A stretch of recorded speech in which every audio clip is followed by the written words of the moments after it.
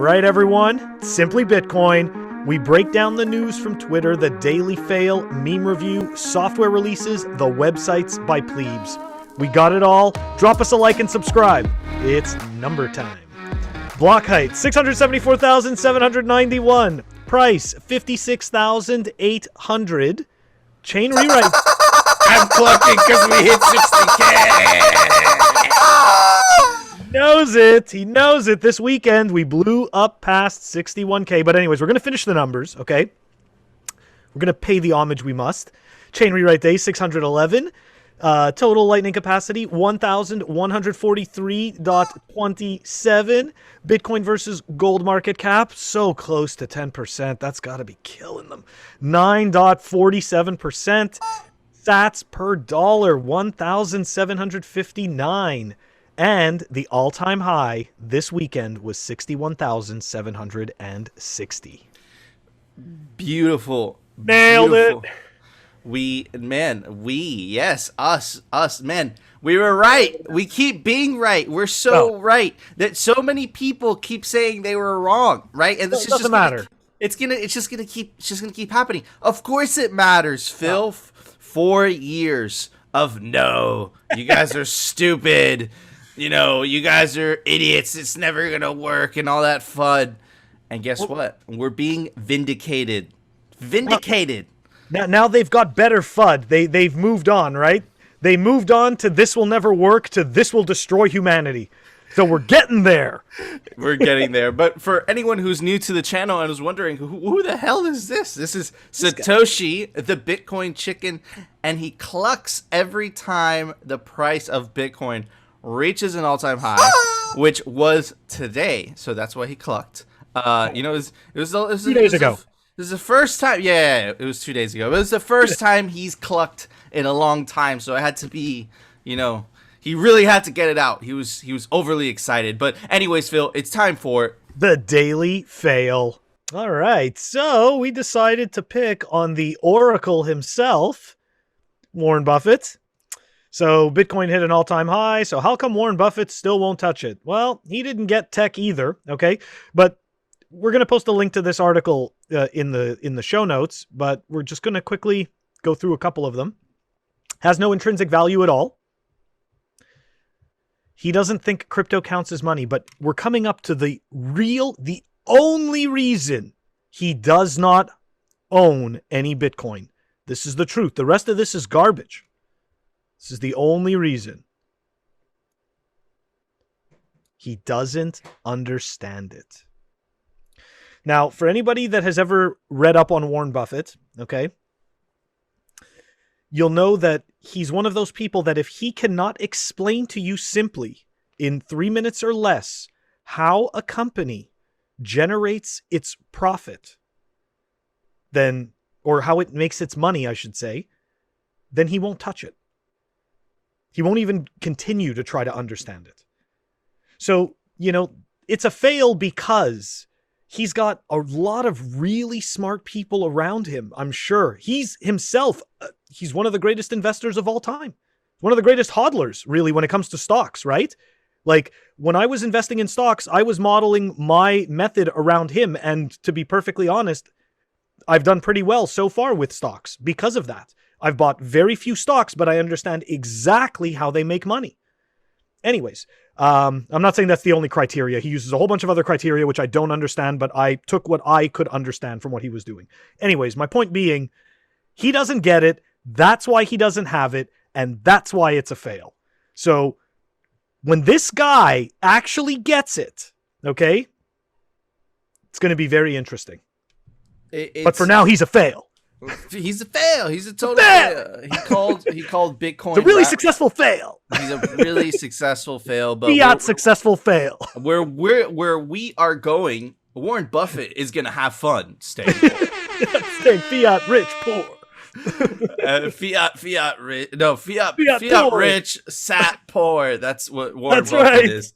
But no, in all seriousness, yes, Warren Buffett is one of the greatest investors of all time. However, I think he did the same thing. You're exactly right. I think when Apple was first touted to him, he said the Amazon, same thing. Google. He was kind of, he was You know, he has his method. He's very successful at it, and he's going to stick to his word. But the thing that I don't understand, Phil, and the pattern that I keep seeing over and over again is for some reason we're giving so much importance on what the hell these old people think, right? Whether it be Warren Buffett, Nouriel Roubini, it's like 50 and above 50, 60-year-old economists, and you're asking them what this new technology is that's going to completely disintermediate a huge portion of the current financial industry. Like, man, it's like why would it's like asking the horse and buggy people what they thought of cars. You know, it's like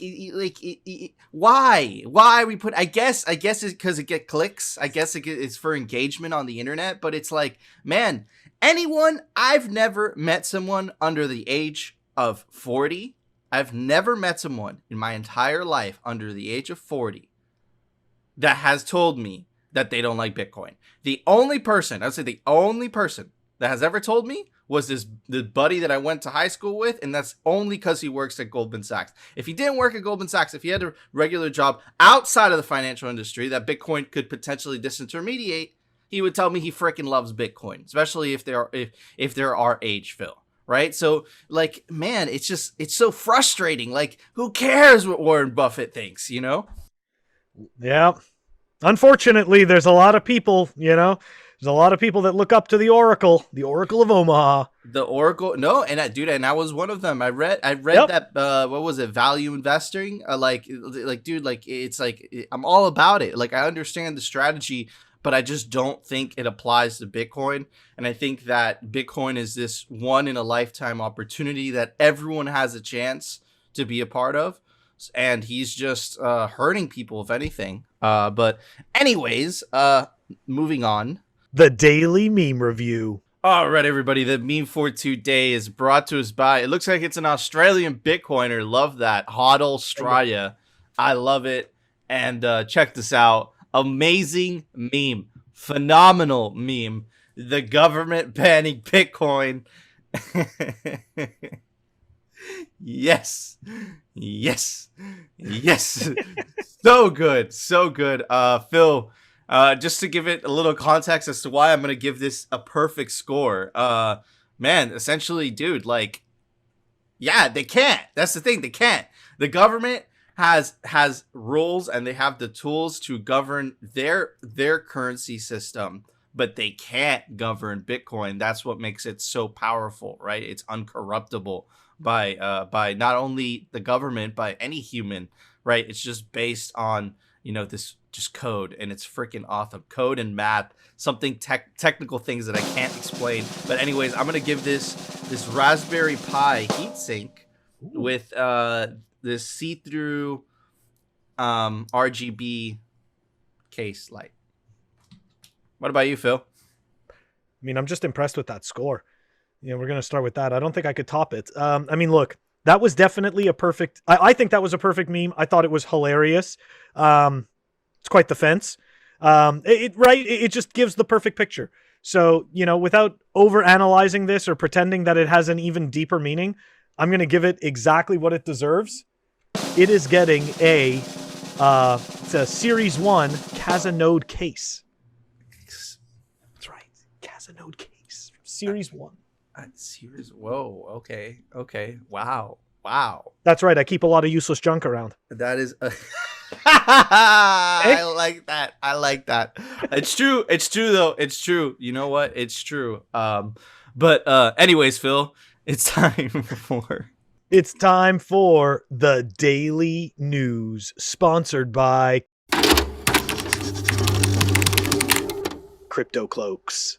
All right, another person that went up against NGU Technology, aka Number Go Up Technology, gets absolutely wrecked. First it was Kevin O'Leary, Mark Cuban, now it's Dave Portnoy.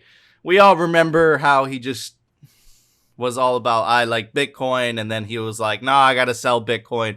Well, he came out with a video basically saying he admitted defeat, and here's ICO Offender's coverage of that video. I want to congratulate I want to congratulate all my Bitcoin people out there. 61. When you're wrong, you're wrong. I fucking paper-handed sold it. I'm like, I fucking can't. I don't know Bitcoin. I don't know what fucking. I fucked up. All right.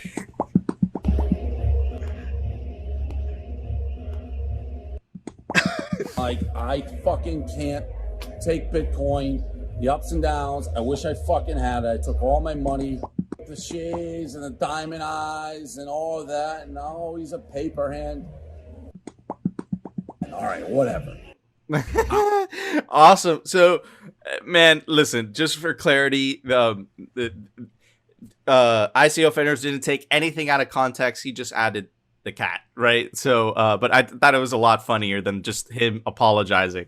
But it said all the important parts. He's sorry and he was wrong. Not that it matters, but just we love to point out all the people that go up against Bitcoin, and when they admit defeat and when they say they were wrong for all those years of making us suffer, we're just gonna tell you guys who they were, and their story. But anyways, Phil, the reason I brought this up is because we did a daily fail the other day. I think it was 2 days ago, on how this person brought all this wrong copper. Well, guess what? That problem has been around for a very long time. Complaint about delivery of the wrong grade of copper. Come on, 300 years you've been buying shit they can't deliver right. No, this isn't even 300 years. 1750 BC. I didn't see the BC. So yeah, look. We say it all like laughing and like, like, yeah, that's awesome. And like, look, Bitcoin, no. That is how significant the problem that Bitcoin solved was. Before, for you to essentially custody any type of valuable metal, you would have to use one of these custody services, and then you'd have to rely on them. And if you wanted to trade that metal wouldn't move. It would stay in its place, and you would kind of paper trade, right? But with Bitcoin, moving hundreds of millions or billions or trillions of dollars over anywhere across the planet, the friction is very little, right? It doesn't cost you that much energy, right? So that's how, in my opinion, Phil, I see something like that, and then I see the headline that you showed in the other day's daily fail, and I'm just like something just clicks in my head, and I'm like, wow, dude, this Bitcoin thing, it's so unique, and that's why so many people are having such a hard time understanding it. Of course, maybe it's something that I only see myself. Phil, maybe you think differently. Maybe you just think it's a funny rock. But yeah. So, just to get my math accurate, that was over 3,700 years ago, okay? Not 300. And I mean, look, the story of us is the story of commerce. It's the story of markets, human beings communicating value, telling stories. I mean, come on, look at that. People sit there. It's funny, right? Like, people derive all these like mystic things from like the papyrus and stuff like that. And it's like, you know what? At the end of the day, he got scammed on copper. That's what it is. He got scammed on copper. The dude's pissed. So look, we've been worrying about the same shit since the beginning. Okay? That's the truth. We've been worrying about the same stuff. Bitcoin fixes this, and it's just time to, it's time to learn about it, and it's time to start embracing it. Absolutely. I completely agree. And sorry, one last thing. For the Dave Portnoy article, it kills me. The diamond hands are so cringe. What is that shit? Like, I've been seeing that all over Twitter, like these people with diamond hands. What is, like, really? You sound weak. Nobody wants to pull out diamond hands. You can't even move those things. It's weird. Dude, I'm out of the loop. Man, I just don't get it. I'm out of the loop because I think I saw it once or twice, but I've seen it too many times. I see it on Clubhouse. It's so cringe, man. Not diamond hands. Bitcoin hand. Bitcoin is stronger than diamond. Okay, anyways. Strong hand. Exactly. Diamonds. Exactly. Oh, it's so... Diamonds are like pretentious hands. Pretentious hands. I'm kidding. Anyways, check this out. I know what you guys are thinking. Weird boring government document, United States Securities Exchange Commission. Well, yes, it was an official. It was an official filing, right? It was a Form 8K, and it looks all fancy. But Elon really, really wanted us to know that effective as of March 15, 2021, the titles of Elon Musk and Zach Kirkhorn have changed to Techno King of Tesla and Master of Coin, respectively. Elon and Zach will also maintain their respective positions as CEO and CFO. An important announcement from Elon that he is now the Techno King of Tesla, and or the master of the coin. One of them is one, and the other one is the other. Yeah, I'm assuming the master of a coin goes to the CFO, right? Maybe master of the coin. But listen, in all seriousness, the reason I wanted to bring this up is because you're seeing meme and internet culture going inside of our institutions, right? And this is awesome. Okay, you saw this the other day in the Coinbase IPO, where they put Satoshi Nakamoto's address and his name in the IPO filing. You're seeing the same thing, the same type of behavior from Elon. And that's important, guys. The reason it's important is because Tesla holds a very big position in Bitcoin. And they've already with Bitcoin at its current price, they've already profited $1 billion from their initial position that they bought in. So you have to understand that from the perspective of other companies, and they see Tesla behaving this way, Elon just being this way, and then putting Bitcoin on the balance sheet, it just goes to show how confident Elon is, and not to even mention Michael Saylor, how confident these people are that they're willing to join in to the kind of the Bitcoin meme culture with the laser eyes, and now you see it with this official filing. Dude, it's absolutely hilarious, and it just goes to show how absolutely powerful this fuck you money is, right? Because it's essentially, this is what it allows you to do. It allows you to say fuck you to all the old BS that we've had to put up with for so long. Phil, what are your thoughts? I mean, look, Elon's got the he's got the media's attention, and that's a good thing, I guess. Obviously, I'm happy to see companies like Tesla that are considered to be very forward thinking and trying to change the way we live and all that. I'm happy to see them, obviously, in Bitcoin. But look, at the end of the day, I kind of want to see who's next. I'm still very curious as to, we've been hearing Netflix. I personally think it's going to be another big player from Silicon Valley. Somebody, like I said, right? Oracle or, Microsoft or even Facebook. They're all really close to each other out there. Everybody's having lunch. Well, not these days, but everybody used to have lunch together. We'll see. We'll see what happens, and we'll definitely cover it here on Simply Bitcoin.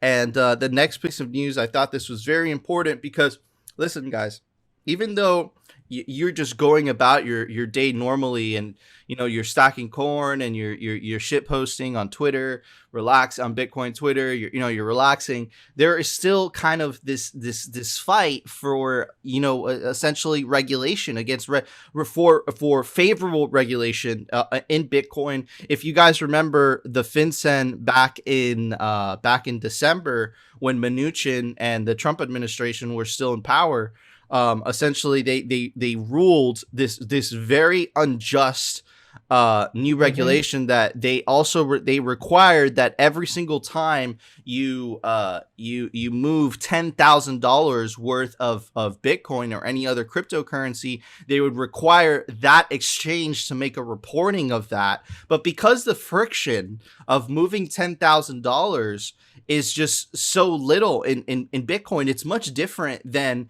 that $10,000 rule that also applies to cash at a bank, for example. Like cash at a bank, like that's a lot, that's like a nice envelope, right? In Bitcoin, $10,000, it's almost frictionless. It costs you a couple dollars, but that's a couple dollars in fees, but that's it. And there's also an even worse regulation that they wanted to put on, which here it says that any transaction over 2,000 that is merely relevant to a possible violation of law or regulation will trigger a suspicious activity report requirement. Guys, that's absurd. So any transaction that was over $2,000, it automatically triggers a report, which means that the government has a file that you did some type of transaction with someone for $2,000. And because it was for $2,000 or above, now the government keeps a record of it? Like, that's crazy. That's insane. Right? So two horrible regulations that they try to pass as they comment in this article. They tried to pass it at midnight, and they gave very little time for feedback. Right? Mm-hmm. Essentially, they tried to sneak it in. Well, the Biden administration freezed, fortunately, any of the Trump administration's regulations that he was trying to pass. The Biden administration froze that, and also they extended the deadline 60 days.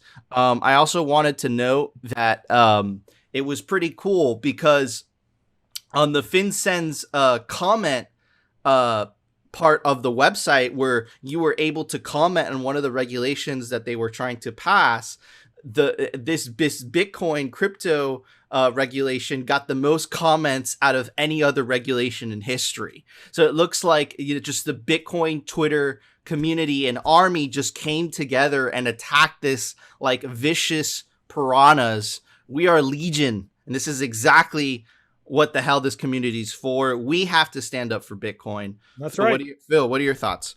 Yeah, man. Exactly what you said. We are legion, and we need to stand up for Bitcoin. There's Bitcoiners in every walk of life all over the world. The reality is that people want monetary freedom. And unfortunately, the current system is, look at the type of regulations they want to put in. So what? So just because you have a transaction that's over 2K, it's automatically flagged as a suspicious transaction just because of the amount? Okay, so that means everyone doing transactions over 2K, we're just assuming that they're sketchy. So people who do transactions that are less than $2,000 are automatically not sketchy? Like, it doesn't make any sense. This just totally sounds like this, again, this is one of those situations where, FinCEN's a hammer and everything's a nail, All right, this is what we do. Come on. It just goes to show. This goes back to what we've said 100 times, right? This actually goes to Taleb's book, right? The Bed of Procrustes, right? If you were too tall, he would cut off your legs. If you were too short, he would stretch you out so you would fit the bed. So it's like no matter what, and it's like at the end of the day, these solutions don't work, right? What happens in both cases? In one case, you amputate the customer and they bleed to death and die. In the other case, you stretch them and they rip in half and they die. So, you're killing the customer in these situations. And I think that is exactly what this type of stuff does. It's not granular enough. They don't have the correct tech. Really have no idea what they're doing. And all they got is that stupid fence. It doesn't even work. It doesn't even work. And I just kept pulling up that meme, Phil. I was watching it. Just because you were describing exactly what this meme puts into one image and 4 words. Right? Very well done. You were describing exactly what this meme perfectly describes. That in their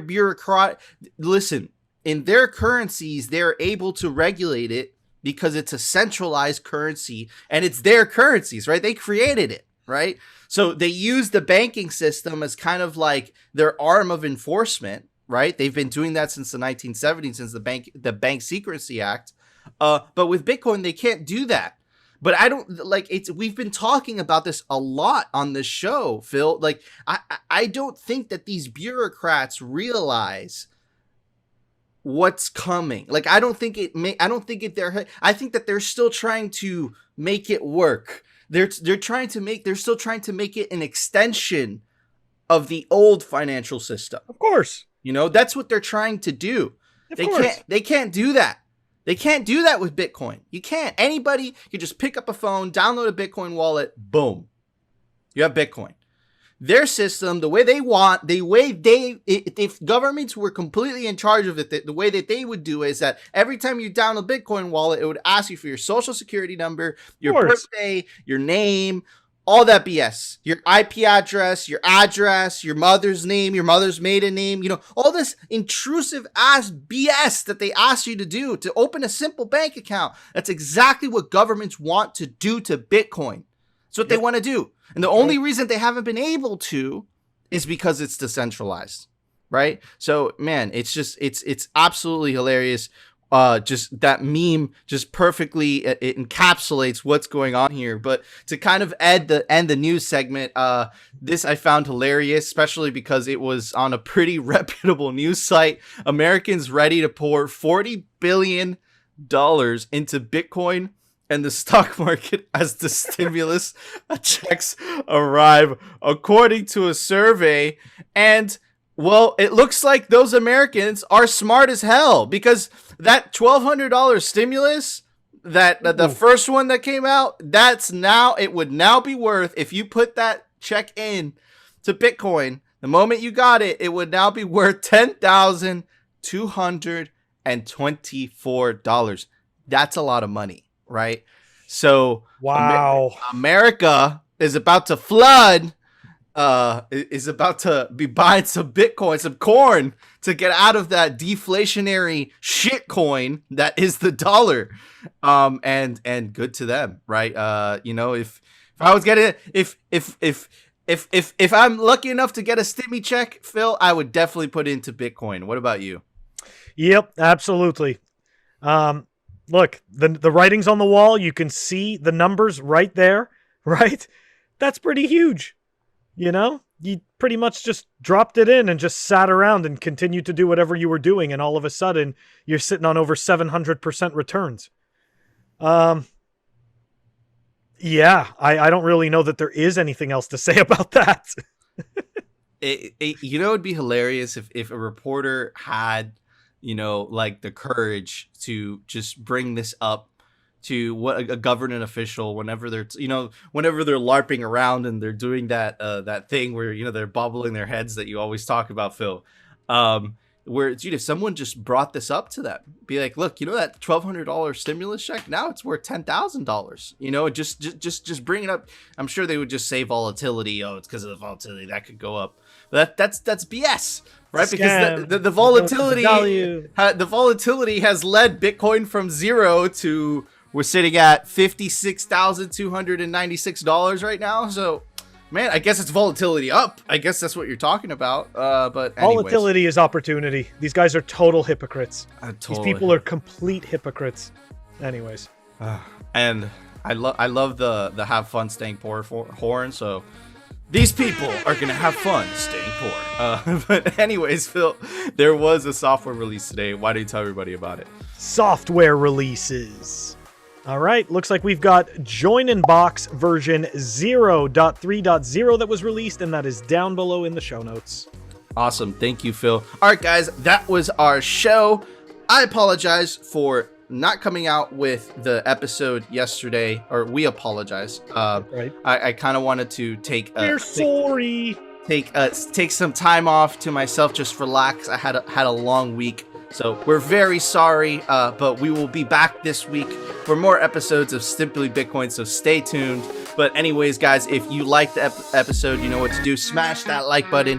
And if you love the episode, subscribe. And of course, we will see you tomorrow for another episode of Simply Bitcoin.